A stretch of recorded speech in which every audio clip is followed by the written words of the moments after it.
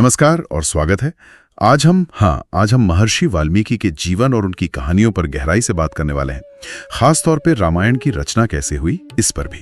बिल्कुल, ये जानकारी हमने कई स्रोतों से जुटाई है। हाँ, और जैसा कि हमें पता चला है 2025 में वाल्मीकि जयंती 7 अक्टूबर मंगलवार को है। जी, उन्हें तो प्राचीन वैदिक काल के महान ऋषियों में गिना जाता है। संस्कृत है आदि कवि भी, मतलब पहले कवि। हाँ, और जाहिर है हिंदू महाकाव्य रामायण के रचयिता। और ये भी ध्यान देने वाली बात है कि रामायण सिर्फ एक कहानी नहीं है। सही।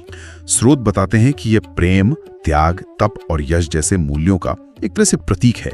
इसका मकसद शायद इंसानों को सही राह दिखाना है, सदाचार का मार्ग। बिल्कुल।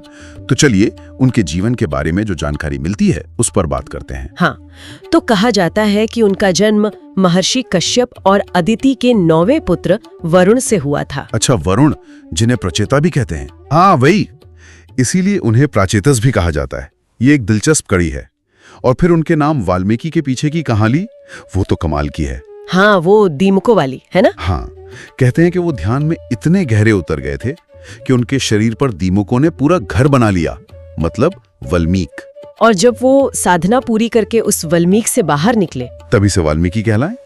सोचिए कैसी एकाग्रता रही होगी। सच में अद्भुत है। और ये भी जानना दिलचस्प है कि उपनिषदों में भी उनका जिक्र है। अच्छा। हाँ, उन्हें उनके भाई भृगु की तरह ही परम ज्ञानी माना गया है। तो उनका नाम ही उनकी साधना का प्रतीक बन गया एक तरह से। अब उस कहानी पर आते हैं जो शायद सबसे ज्यादा लोग जानते हैं, उनके डाकू होने वाली रत्नाकर। हाँ, रत्नाकर डाकू की कहानी। कई स्रोत ये बताते हैं कि ऋषि बनने से पहले वे डाकू थे और परिवार पालने की ये लूटपाट करते थे। जी। फिर एक दिन उनकी मुलाकात हुई नारद मुनि से, और वो मुलाकात, कहते हैं, सब बदल गई। बिल्कुल। नारद मुनि ने उनसे एक बहुत सीधा सवाल पूछा। क्या पूछा था? उन्होंने पूछा कि क्या तुम्हारा परिवार तुम्हारे पापों का फल भोगेगा? और जब रत्नाकर ने घर जाकर ये सवाल पूछा तो परिवार ने साफ मना कर दिया। सोचिए कैसा लगा होगा उन्हें ये सुनकर। हाँ, कहते हैं वो एकदम सन्न रह गए और इसी एहसास ने उन्हें पूरी तरह बदल दिया। ये दिखाता है कि कर्म आखिर में व्यक्तिगत होते हैं। सही बात है। फिर एहसास होने के बाद रत्नाकर ने नारद मुनि से रास्ता पूछा होगा। हाँ, बिल्कुल। उन्होंने मार्गदर्शन मांगा तो नारद जी ने उन्हें राम नाम जपने को कहा। पर वो कह नहीं पाया ना। हाँ, ऐसा वर्णन है कि उनके मुंह से राम निकला ही नहीं, शायद पहले के कर्मों का असर। तो फिर? तो नारद जी ने उन्हें मरा मरा जपने की सलाह दी। मरा मरा? हाँ, और कहते हैं लगातार मरा मरा जपते जपते वो ध्वनि अपने आप धीरे धीरे राम राम में बदल गई। और इसी जाप से, इसी तपस्या से वे डाकू रत्नाकर से महर्षि वाल्मीकि बन गए। ये परिवर्तन की एक बहुत शक्तिशाली कहानी है। हाँ, विश्वसनीय। लेकिन यहाँ एक और बात ध्यान देने वाली है। क्या? कुछ स्रोत ये भी कहते हैं या कुछ विद्वान मानते हैं कि डाकू रत्नाकर और रामायण वाले वाल्मीकि शायद दो अलग अलग व्यक्ति थे। अच्छा, ये भी एक दृष्टिकोण है। हाँ, पर दिलचस्प ये है कि ये जो परिवर्तन वाली कहानी है और वो दिमकों वाली बात जी, ये दोनों ही प्रसंगों से किसी न किसी तरह जुड़ी हुई मिलती हैं। तो थोड़ा रहस्य तो है इसमें। ये वाकई दिलचस्प है। खैर, जो भी हो, परिवर्तन का जो विचार है वो तो बहुत अहम है। बिल्कुल। और इसी तरह एक और बहुत भावुक क्षण था जिसने रामायण को जन्म दिया। हाँ, वो क्रौंच पक्षी वाली कहानी। जी, तमसा नदी के किनारे उन्होंने एक शिकारी को देखा जिसने क्रौंच पक्षी के जोड़े में से एक को, नर पक्षी को, तीर मार दिया था। और मादा पक्षी का विलाप, उसका दुख देखकर उनके अंदर से अनायास ही वो श्लोक निकला। संस्कृत का पहला श्लोक माना जाता है ना? हाँ, वही है। मानशात पकिष्ठाम तुमगमः शाश्वती समा यत क्रौंच मिथुनादिकम अवधि काम मोहितम। कितना गहरा दर्द और क्रोध होगा उस क्षण में। बिल्कुल।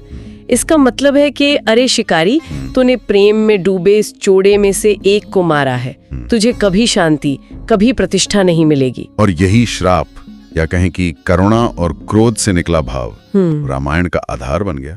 अद्भुत है कि कैसे एक पल की तीव्र भावना इतनी बड़ी रचना की प्रेरणा बन सकती है। गहरी सहानुभूति से रचनात्मकता का जन्म। इन कहानियों के अलावा उनकी शिक्षाएं भी तो हैं। हाँ, बिल्कुल। स्रोत उनकी कुछ खास शिक्षाओं के बारे में भी बताते हैं, जैसे कि सत्य ही सभी अच्छे कर्मों का आधार है और झूठ से बड़ा पाप नहीं। सही।